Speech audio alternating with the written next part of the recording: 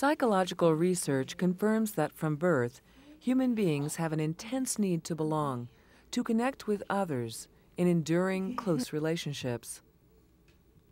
Clearly, children's attachment to their caregivers promotes their survival and well-being. When adults are asked what is necessary for their happiness, the most common answer is satisfying close relationships with family, friends, and romantic partners. People spend much time thinking about actual and hoped-for relationships.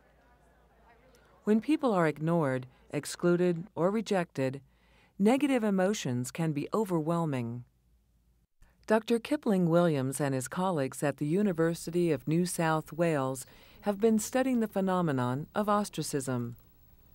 It affects both those who use and receive this interpersonal strategy. Ostracism is the act of excluding and ignoring an individual or a group by an individual or a group. And it has a lot of names. Sometimes it's called shunning, exile, banishment. Those would be cases where you're physically removed from other people. But sometimes you're in the presence of other people, in which case you might call it the silent treatment, getting the cold shoulder. In England and in Australia, they call it being sent to Coventry. The Amish community call it Maidung, where they ostracize somebody from within their group when they violated some norm. Ostracism threatens 4 fundamental human needs. The need to belong. Human beings need to feel connected to others. Obviously, ostracism undermines this feeling of belonging. Sense of control. People need to feel in control of their lives. Even in conflict, people can exercise some control as long as they can argue their point of view. When ostracized, they lose that sense of control. Self-esteem. Human beings need to value and respect themselves. Ostracism produces a feeling that an individual has done something wrong, or that there is something about a person that is different or bad. Sense of meaningful existence. People need to feel that their existence has purpose. Ostracism takes away that sense of purpose and gives a person a look at what life would be like if they didn't exist. Ostracism is a metaphor for death. This is what life would be like if you didn't exist. And so you feel yourself as though you're invisible and not there and totally meaningless. I was at a park one day with my dog, and I was just minding my own business, and suddenly a frisbee knocked against my back, and I looked up and I saw 2 guys that were playing with the frisbee, and I tossed it back to them. And to my surprise, they tossed it back to me. And I felt kind of good for a moment and thought, well, this is fun. And I got up and went and joined them, and we were tossing the frisbee amongst ourselves for about 3 or 4 tosses. And then suddenly they stopped tossing it to me. And I'm standing there, and they're tossing it to each other, and they're having fun, and I'm feeling particularly awkward and strange and not knowing what to do, and I felt bad, and finally I sort of backtracked to my dog and licked my wounds. But I thought to myself, gee, that's a really powerful and effective way to produce this feeling of ostracism that I could possibly do in the laboratory. In Williams' experiment, 1 subject and 2 Confederates are instructed to wait quietly in a small room for the experimenter to return. It was like for learning experiment, or like teaching how people learn or something like that. But it was so bizarre because the people weren't actually shocking anybody. Like the people, they were like behind some kind of glass thing, and they were just acting like they were being shocked, but they weren't being shocked. But the people... One of the Confederates discovers a ball and begins tossing it. Wow, it was bizarre. It was like, and they would keep on increasing the strength of the shock, and it was like, they increased the strength of the shock, and they thought they were hurting this person, but they weren't. Eventually, the Confederates stopped throwing to the subject. In this reenactment, the subject clearly shows signs of stress as the ball tossing goes on without her. And I don't know, I thought it was really weird. It was bizarre, I can't imagine. Can you imagine shocking someone? Yeah, It's weird. I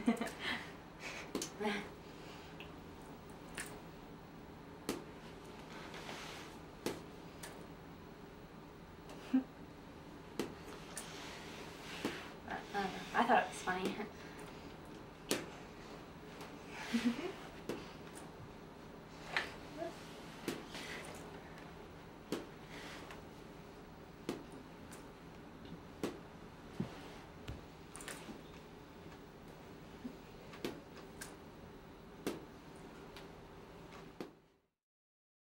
So I guess we're supposed to talk about these questions. So this first one's about divorce and why we think the divorce rate's so high.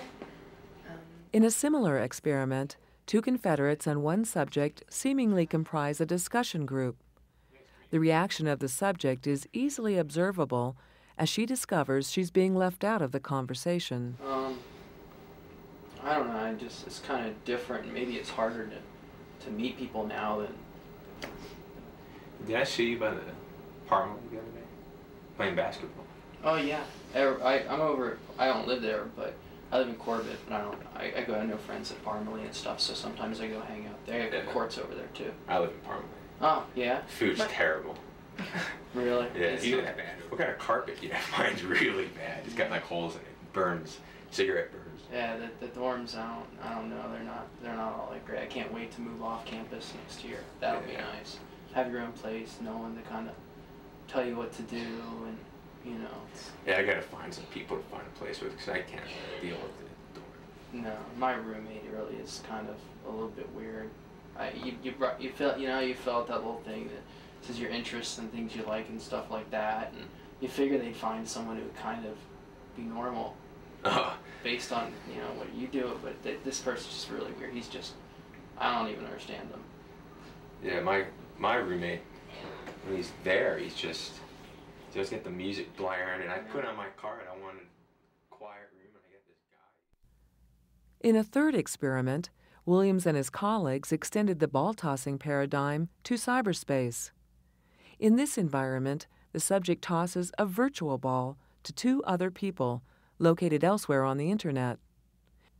When an individual stops receiving the ball, he or she begins to feel excluded and isolated, exactly as one would in a face-to-face situation. Cardiovascular measurements taken during this cyber ostracism experiment show that the subject experiences physiological arousal and stress response. These short-term effects are similar to those of people who have been ostracized over a long period of time and have major implications for both psychological and physical health. There's several ways to respond in the middle stage to try to regain a sense of belonging and control and self-esteem, and some of them may be more functional than others. Sometimes you try to reestablish your sense of belonging by maybe conforming to the group a little bit more or being more pleasant to be around so that you're not going to be ostracized. But other times people respond to ostracism with frustration because they're not getting any response, and so they try to provoke a response, and they might say something or get in somebody's face, or if they still don't get a response, they might say very nasty things or maybe even shove them. And we have one case where the wife eventually, because she wasn't getting a response from the husband, picked up a marble ashtray and threw it at her husband's head. There are many times in our interviews with people who have had exposures to long-term ostracism where they initially reacted with aggression and violence. And so one way to reestablish a sense of control is to provoke and become violent so that you do control something. Extreme reactions to ostracism may bring about tragedy in its most horrific form. In 1999, at Columbine High School in Colorado, two disgruntled students who felt extreme rejection killed 12 classmates, one teacher, and wounded 23 others before killing themselves. As you know, once the person commits an awful act, Young people are sometimes excluded, rejected, and even bullied by their classmates for perceived differences from their peers.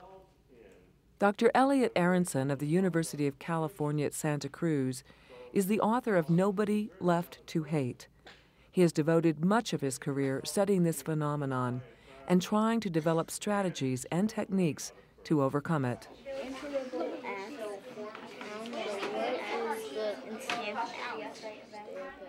One of Aronson's solutions is called the Jigsaw Classroom. In the Jigsaw Classroom, students work in groups.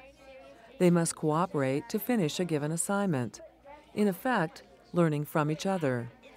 Cooperation replaces competition as the motivation for achievement. So the Jigsaw Classroom works particularly well in elementary schools for the simple reason that the kids are in the same room all the time. In junior high school and high school, they're changing classrooms. But we've done it in junior high schools and high schools, and it works beautifully there also. My feeling about the Jigsaw Classroom is this, especially if we look at it through the prism of Columbine and some of the other multiple school shootings where kids go over the edge from being taunted too much and take it out in extremely hostile ways, where there's an explosion of feelings. My feeling is if we started kids off in the Jigsaw Classroom in elementary school, by the time they got to junior high school and high school, we would only need an occasional booster shot, simply to remind them how terrific it is to cooperate with other people, even with other people who you were convinced you wouldn't like before. Because there's something quite beautiful about the process of cooperating. Because when you're cooperating, you really need to learn about the other person. The more you learn about people, the less you hate them. And before you know it, there's nobody left to hate.